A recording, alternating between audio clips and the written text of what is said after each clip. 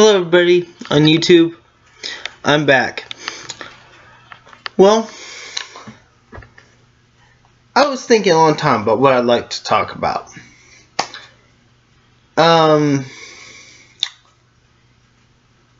like to talk about the things I think are stupid about heaven.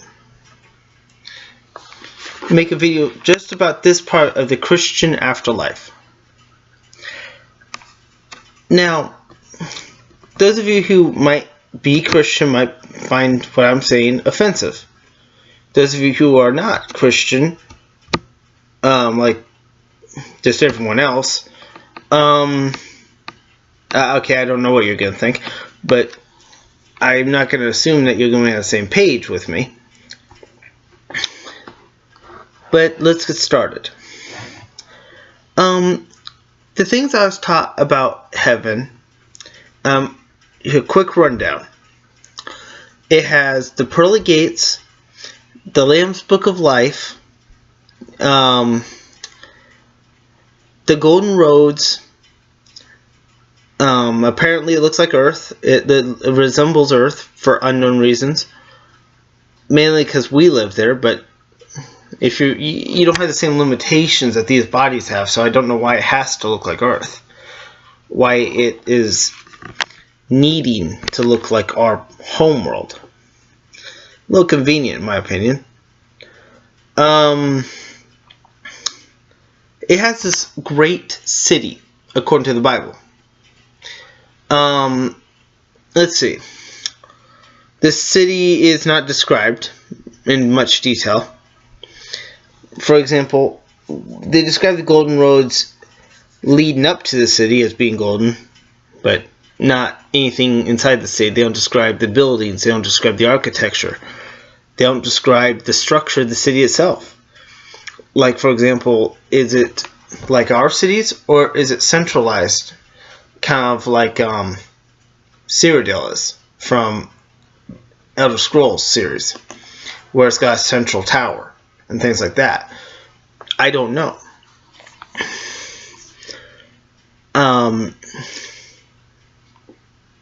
I actually have some things I think are stupid about it. Oh, and when people live up there, it's mentioned that people have a crown in a mansion. I've heard tales of there being no restrooms from people who think that they made it up there and then came back. Near-death experience. That's the basic rundown of what I know. There could be more. If anyone has more to say on this, please post in the comments below.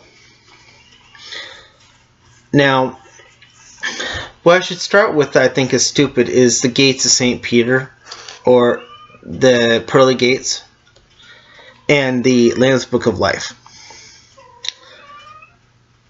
I'm a little confused on this because of how it relates to God loving everybody so much. And sin, I don't understand it all. It makes very much no sense. It makes so little sense, in fact, that I think it's just more of an insult, or even a VIP manual, or a VIP book, or whatever you call those things. But basically, you can't get through the pearly white gates unless your name is in the Lamb's Book of Life. Consider it like going to a club and the bouncer is looking at the list. Or maybe not the bouncer, but someone else is looking at the checklist of whose name is on and whose name isn't. Well, same logic applies. So, but instead of blocking you from going to a small party that's finite in size, it's a massive world you're being kicked out of. These gates allow you to go into heaven. Heaven's an entire plane of existence. And he literally has a gate at the border of the plane of existence of heaven. Well, that's how God has it set up, according to the Christian faith.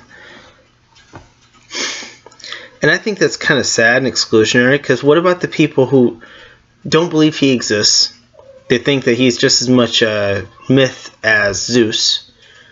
And I don't blame people for thinking that. Heck, I think that. Well, then here's my thought.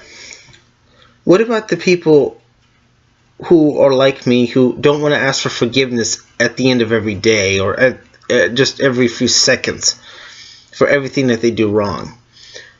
I like lusting after girls. That shouldn't be a sin, in my opinion. Why is that a sin? Just simply being attracted to a girl and having an erection on account of it. Or thinking a violent thought. Why is thought crime a sin? Like, why is that a problem? Why is thinking a violent thought a sin? Being just as bad? I don't think it is. People may have thought violent thoughts about me, but I'm still here and I'm still okay. And you know what? No one's hurt me. I suffered no damage. Think all the violent thoughts about me you want. Until you take action, I'm not going to get hurt. In the same way, you Christians can talk about helping others, and you'll pray about it, but until you get up and out there and actually feed someone who's starving, or clothe someone who has no clothes, or give shelter to those who are homeless, you're not changing anything. But you can pray about it all you like. I'm sure somebody will help. And another thing in heaven, the golden roads. And these aren't roads that are just simply golden in color, like some might think, who are not familiar with the Bible. I had it read to me at night when I was a child. It was told to me over and over about heaven and how great it is. Now, while these roads are not colored gold, or they're not golden shaded or anything, they're not made up of a material that can be appearing as gold. They're made up of literal metal, of gold, actual gold, paving these roads. Kind of like our pavement is here, like our blacktop, but imagine it's all gold. That is in heaven. Our pastor at my church would say how Jesus left golden roads to walk on normal ground like us, and how he loves us so much. I say maybe the golden roads weren't a big deal to him ever. Perhaps he's seen so much gold that it's just become normal to him. The natural state of things, like we see pavement, it wasn't special to him. So when he left, according to the belief system, it can be assumed that he really wasn't leaving much behind in his own mind. In Jesus' mind, he wasn't really leaving anything too special behind. He sees golden roads all the time. And then my question comes to this. Why is there golden roads? Why is it gold at all? Do you really want that? Gold's a conductor. Heaven is brimming with energy. Do I really want to walk on that? Heaven's like pure energy. Sure, our bodies are supposed to be impenetrable. We're all supposed to be like a combination of the Phoenix and Saitama. Like X-Men's Phoenix and Saitama put together. Or Tornado and Saitama put together. I don't know which interpretation you want to use. Whichever one's more ridiculous. More overpowered. The more overpowered it is, the more accurate it is. Now imagine everybody you know being that powerful. Including you. Everybody you know. Now imagine you live in a world that nothing erodes or rots or erodes. And everybody is superhuman. Not one person isn't. And everybody is stronger than the angels. And angels are supposed to be superhuman themselves. We're supposed to be stronger than them. I don't know to what degree, but we're supposed to be stronger. And there's supposed to be this city in heaven. I don't know anything about this city. I don't know how it's laid out or anything. The Bible doesn't describe anything really true about the city. Just that it exists. And it's like a city on a hill or whatever. Or maybe that's a phrase from a different section of the Bible. I'm hoping some atheists will pick apart this video and everything I'm saying. But I'm just talking about things I don't get about heaven. Things I think are stupid. It's not a top 10 list at all. It's just me yammering. Probably should have said that at the start. Oh well.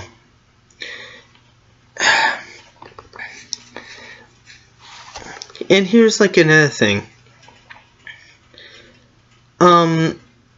Everyone in heaven gets a crown. That's assuming you converted a bunch of people, of course. There's like a stipulation there. But my thought on it is, why do you need a crown? You see, in heaven there's only one King of Kings, Lord of Lords. That's Jesus and God. And I don't get the point of a crown. I think of a crown as an authority figure's headpiece. And my question is, what do you rule? What are you in charge of? And in heaven, you're supposed to get a crown, and I don't know anything about these crowns. Apparently, you can even get more than one. At least that's the version I heard. Maybe you heard a different version. Maybe you care to share it. Well, I've been thinking about heaven for a long time, if I want to live there or not for all eternity, and I honestly can tell you no. No, I don't want to. I don't want a mansion. I mean, yes, I want a house that's a little bit bigger. But I don't want a mansion. Something smaller than a mansion, but bigger than a normal house. Like right in between. Smaller than the smallest mansion, but bigger than a normal-sized house. A house that's big enough to hold a walk-in closet and walk-in pantry, but not quite as big as a mansion. Like right in the sweet zone. I want something manageable. Big but manageable. I could fit guests in. I don't really understand the point in going to heaven, because like I don't get like the rewards and everything. Apparently you're supposed, it caters to at least 2 of the 7 deadly sins. You can eat as much as you like, and you don't have to work, really. So you can be lazy and a glutton. Now, if it would just cater to wrath, apparently in another section you can watch people burn in hell, so I don't know which sin that counts as. And you can fly. That's unrelated, but the point is you can do that. And wherever you think you want to be, if you just choose to be there, you can teleport there, like Nightcrawler from the X-Men. You can just wish yourself there, or do the whole Doctor Strange thing. Maybe that's more relevant right now. Actually, yes, it's more like Doctor Strange. You'll just be there. His ability to teleport is like over the top. And people will be able to teleport around heaven like that. And it'd be being done all the time. People could fly if they wanted to. Or they could teleport so quickly, they're just immediately there the second they want to be. I mean, they can think about the area, but choose not to be there. Just think about, okay, if they go there, what do they want to do? Or they can just decide to be there. Or they could walk. My relatives, I know I stammered a bit when I said that, but I don't want to say too much about my family. I've had Christians tell me that the movie Doctor Strange portrays a way that they think angelic battles actually go down. They think that the laws of physics are essentially being pulled apart and reassembled and pulled apart again during that fight. That's why it's so fearsome. They believe that the fight is fearsome on account of the fact that the laws of physics effectively get tossed in a trash can. They get thrown out the window. They're just gone. They can just recreate the world as they see fit. At any time, at any moment. Just redesign all the laws of the world. And angels are doing this at all times according to the Christian faith. That's when they're fighting. Now in heaven you can teleport around with your mind. And that's it. That's all there is to say about that. You can do everything. If you've ever wished you could do it, you could do it. I don't know how you interpret that. Boring, exciting. Christians think it's exciting. I think it... Like, I want to be overpowered too, but I want to level up more like in a video game. Oh, and you can't have sex in heaven. Mainly because there's no need for sexual reproduction, because everyone's up there. Everyone who has ever been and ever will be is up there. So no need for sex. Therefore, you're not allowed to have sex, or you have no desire. Imagine going up there and you have all these good looks and flat abs and pecs and biceps, and you see some cute girls walk past, and guess what doesn't happen? You don't get a boner. They don't get wet. Neither one of you is aroused by the other. You're just like, oh, hi. And people who are on the outside looking in, like if you were to watch this on TV show, be like, how are they not horny for each other? It's simple. You can't be. You're biologically incapable. I've had it said that if a eunuch, a person with no balls, went to heaven, they get their balls back. But again, there'd be no sex. Does that sound good to you? I don't think so. I mean, I've heard that said. I'm hoping that's not true. I'm hoping that the heaven that does exist, let's entertain the thought that heaven could exist. And let's say it's not the one the Bible describes. People die, they go up, or wherever they go, and find that not only are they in heaven, it's not the way the Bible described heaven. They see people that they love and that they hate. Even some killers are up there. Even their own killer. But it's not like because they were forgiven. It's because everybody goes up there. It's just the next plane. Except for nobody can hurt anyone else. Because they're all energy. All you can do is transfer or take away energy. But no one can be fully depleted because they can just regenerate from the environment. I'm talking about like a beyond two souls scenario here. Where no one can really do anything. Even good people and bad people end up in the same plane of existence. It don't matter. There's no judgment or anything. There's no heaven or hell. There's just this other plane. That's the beyond two souls interpretation of the afterlife. Of heaven. Everybody can go up there. Even people you don't like. Even evil people. And good people alike. And there's just so much of everything. But here's another interpretation. The one from Bleach. The anime. I like that one. I'd rather live in that one. Despite how dangerous it is. It looks fun. And you actually can have sex up there. In that one. Now, I don't understand why anyone would want the Christian depiction of heaven where there's limitations on what you can do and you have to praise Jesus for all eternity. I think that's pretty stupid. I wonder if you think that.